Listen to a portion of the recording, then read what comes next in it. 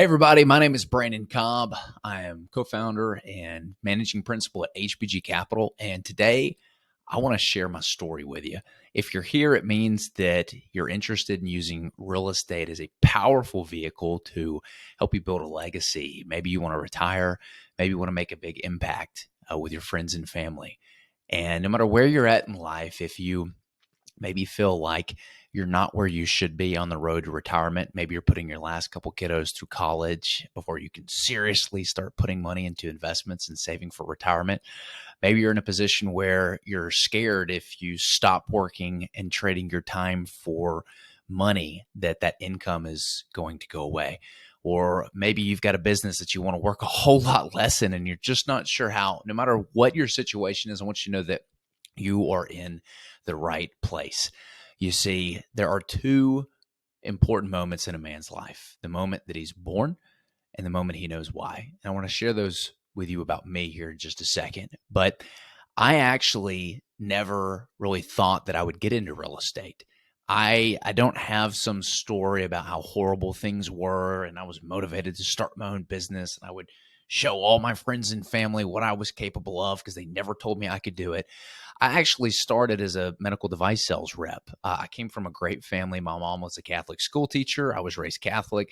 My dad was a computer engineer. We were able to be raised, my brother and sister and I, in a Catholic family that was upper middle class.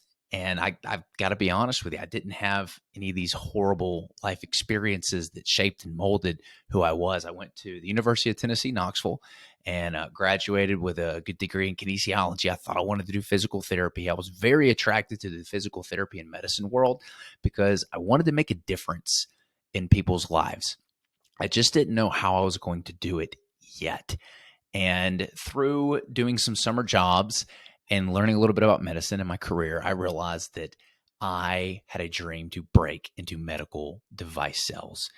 And I was extremely passionate about this. I had an uncle who was doing it. I had spent some summers in college going door to door, doing ADT home protection sales. That guy knocks on your door trying to sell you a protection system. That was me. And fell in love with sales. I really loved the idea of reaping what you sow. If I wanted to give myself a raise, I could just go out there and work a little bit harder. So this idea of medicine and sales really excited me, but there was a really big problem. I did not have any connections into the industry. The Affordable Health Care Act at the time was squeezing insurance companies' profits, and as a result, they were not reimbursing hospitals like they used to for patient procedures. And as a result, those hospitals were squeezing medical manufacturing companies trying to get better deals. And as a result of that, I caught myself in a huge layoff at the time when I was trying to break into this industry. It was one of those filling out 20, 30 hours a week of resumes and getting crickets. This went on for 6, 7 months. It was very, very disheartening to spend that kind of time and getting nothing back for your effort. It didn't help me at the time that at the same time this was going on, that I thought that I was going to marry, my person, a specific person, and that ended up not working out. Completely flipped my whole world upside down, as it does most people who go through that situation. But it didn't help that I was still working a job, a year and a half out of college, the same job that I had in college, making $11.50 at Ace Hardware, and that was after I got a pay bump from my previous position. I got promoted to assistant store manager. And I remember not knowing what my next steps were in life. I'd moved into a new apartment, literally didn't even unpack everything. It kind of looked like an organized hoarder's house with pathways to the necessities, the bathroom, the kitchen, my room. But I didn't even want to unpack everything. I was so depressed with where I was in my life. And I knew I needed to change my approach. My biggest breakthrough came when I said, what if I didn't have to go around and play this resume rat race? What if I could just beat the job to the job boards, get it before it ever made it there? And this inspired me to get creative with my approach. So change your approach. If something's not working in your life, change your approach. This led me to come up with a creative idea to start reaching out to sales reps, reaching out to sales managers, and actually taking them to coffee and lunch and starting a relationship, understanding what their needs were, and playing the follow-up game until an opportunity came. Well, that strategy worked brilliantly. It took 3.5 years, but I did finally land a job in medical device sales. And the day I landed that job, I booked the most expensive dinner at the fanciest place in town with the girl I was dating at the time, and we did like a huge celebration. It was one of the happiest moments I've ever had in my life. In fact, I may have even shed a tear or two in private. It brought me so much joy and happiness. And as I worked in this career doing medical device sales, I did a lot of knees and shoulders. I did a lot of sports allografts. I was rubbing shoulders with these renowned, prestigious orthopedic surgeons. I was training hospital staff on my product. I was making a difference. I thought it was the coolest thing in the world to take a patient who could not play sports, put my products in them, and all of a sudden they could play sports. Giving people the mobility of life to do the things that they want to do with the people that they want to do, that drove me. And so I had this job that I loved what I did. I thought I was the coolest kid on the block in the scrubs and the surgery rooms and rubbing elbows with the doctors. I was cooler than school. And I'll never forget the moment that changed my life. And it wasn't what I thought it was going to be at the time. I remember having a capital trial at a hospital. They were trialing our capital equipment, which happened to be saws and drills. And it went really well. And while I was in this surgery room, if you can imagine, machines going everywhere, the doctors honed in on the monitor, all the people are acting in unison like an orchestra with the surgeon, giving him everything he wants. He's not even having to look back. Instruments are just appearing in his hands. The patient's injury is slowly starting to get healed on the screen. You can just smell the saline solution and how clean the hospital is. And the other rep in the room started ticking the doctor off. Don't ask why. He was just being a really big pain. And this led to him literally saying, hey, I want to try some of your stuff next time, Brandon, which is music to a rep's ears. It's called throwing a dog a bone. It's when something falls in your lap. I mean, best possible day you could have. And I remember leaving that surgery center, going to Starbucks to meet my boss. And I could not be more excited about the news. This was one of the best days you could have. And as I pull into the parking lot to walk out of Starbucks, I'm walking up and the scent of coffee hits my nostrils. And it was in June before the equinox had hit. So the days were very long. I mean, it was like 5, 6 o'clock and the sun was just beaming down. Felt like it was 11 a.m. in the morning, right? There were birds chirping. Spring was coming out and everybody was in line excited for their Starbucks. And I remember the look on my boss's face as I sat down. He seemed kind of solemn. And before I could ever even jump into anything, he tells me, Brandon, I don't think that you're the right fit for us. To which I responded, what do you mean? Am I getting let go? Am I getting fired? And he responded, yes.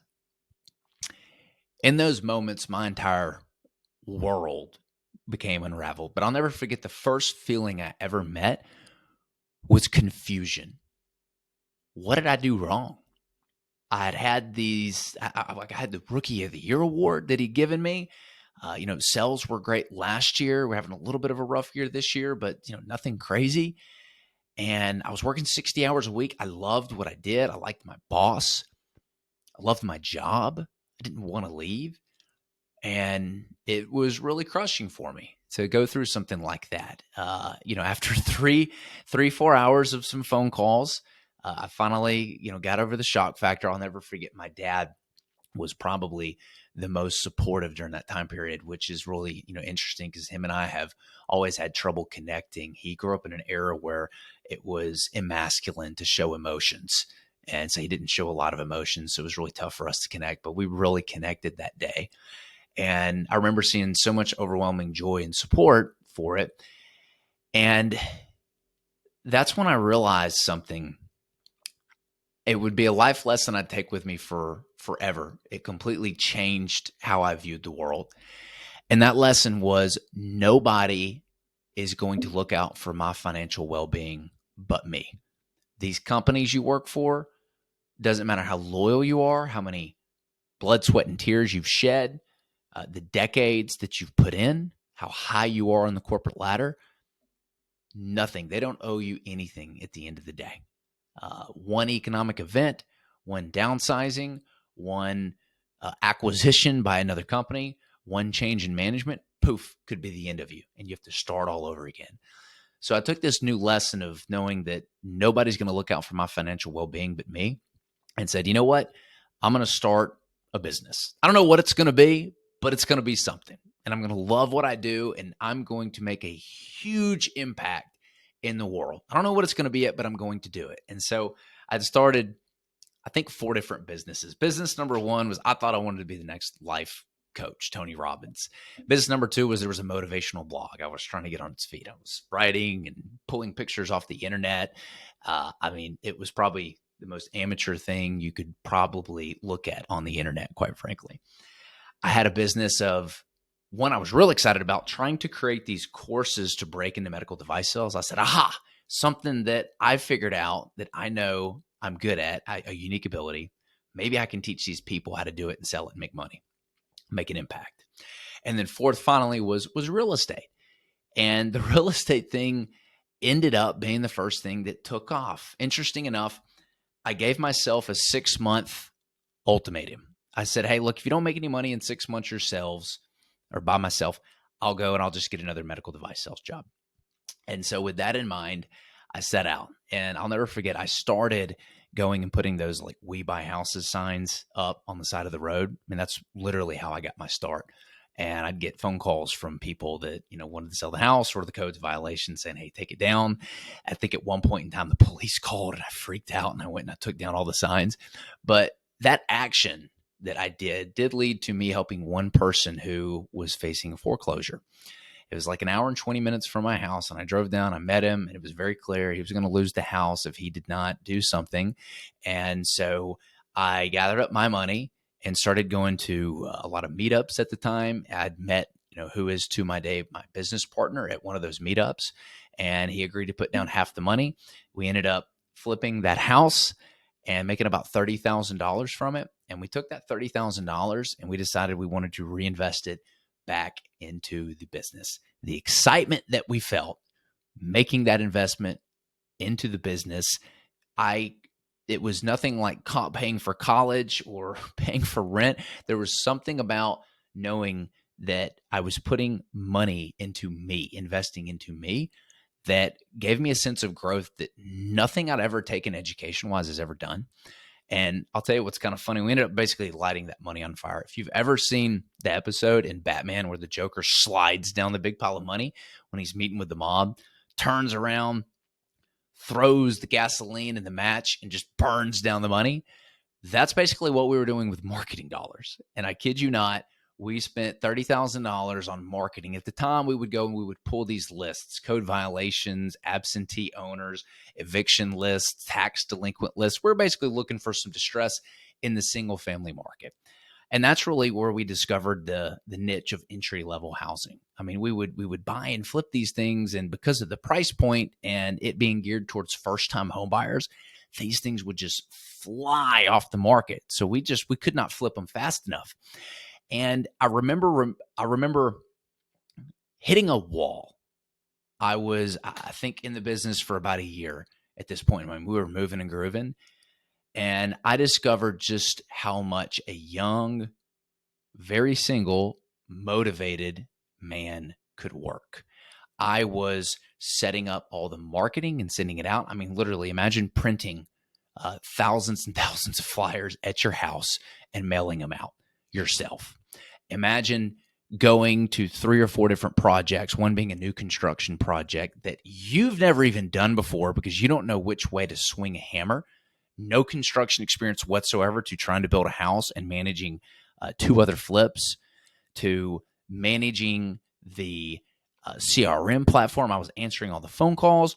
I was going on the appointments. I was doing all the follow-up, everything. And I'll never forget, it was a life-changing moment for me because I had to choose what to let burn at that time. Something was going to have to burn. I had just so much time in the day. I would go to bed at like 11, 12 o'clock after getting all the mailers done and sent. And I'd wake up at 5:15 a.m. to go to Home Depot to get the stuff and my phone was blowing up by 6 a.m. with contractors wanting to know where the stuff was or what they needed to do or questions about the project. And I remember doing this for 3-4 months thinking, I don't want to do this anymore. This is not what I want my life to be. And it was a very pivotal moment for me because that discomfort forced me to start hiring people. I knew I needed to make a change. And I'll never forget the day I hired my first person. I didn't have to answer the phones anymore, and it freed up so much of my time. It was a completely life-changing experience. Anybody who's ever hired their first person knows this is a life-changing experience. And so I had joined some masterminds with other people who were in a similar business model, and I could just copy and paste their blueprint of what was working. And it completely revolutionized our business. We had the blueprint, the secret Krabby Patty formula to success. Well, as we grew and scaled our business, we ran into another problem. We ran out of our own money. Real estate is a very cash-intensive business. You need a lot of cash to be able to buy a lot of these properties.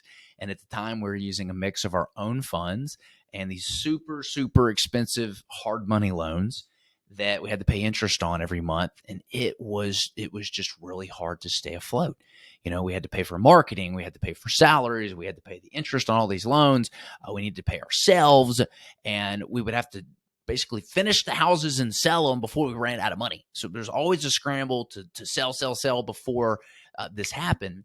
And we just realized that after doing this for a couple of years, the only real way that we were going to grow and scale is if we could get all of our own money out and investors' money in and eliminate the big overhead marketing expenses.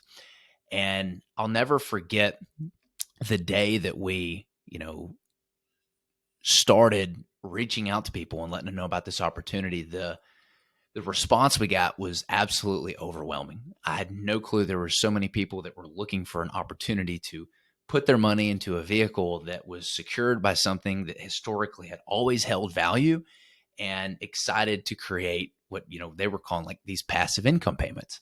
And I was like, well, cool. I've got no problem finding these things. If y'all want to fund them, like, let's do it. And so that's when things really started to take off. And I guess that's where HBG Capital was sort of born. The business wasn't registered at the time, but that's where it was born. And we started growing and scaling. And oh my gosh, the success that we got to experience because we were able to pull all of our own funds out of the houses and use it for business operations, for hiring and cash flow and budget overages and all the emergency stuff that we needed. That's when things really started to clear up. And we went on this journey where we kept growing and scaling, and we eventually pivoted to new construction because it was more profitable. We created a construction company to control timelines and mitigate risk. We implemented systems and operations to let other people do it so we didn't have to step in. And we eventually started doing entire neighborhoods. We started developing land, all with a focus on this first-time home buyer housing product. You've probably heard the term affordable housing, not like Section 8 or government housing, but a product where you've got 35% of the home buying population who's a millennial and they don't have anywhere to live because they can't afford anything. Less than 10% of the homes that are being built are for these entry-level housing prices. It was really well. So we were blessed to be in a very good vehicle that was worked. I always joke that the boat that you're in is more important than how hard you row, right? You're not going to go very far on a rowboat, right? I want to be in the souped up yacht. And we just happen to be in a very, very good vehicle and a very, very good market. And so as we grew in scale, we got to do some really cool things. We realized that it wasn't just about making money, but this idea of doing development and creating these neighborhoods, inventing these neighborhoods to give family homes, there was so much impact with it. It was something that provided value to so many people, and that was when I realized, like, this is my why. Like, this is what I want to do. I want to make a big impact. I want to change lives. I want to change communities. And when you do a development, it starts with the city in mind. So we would go to these cities and sit down and say, hey, what's the vision for the community?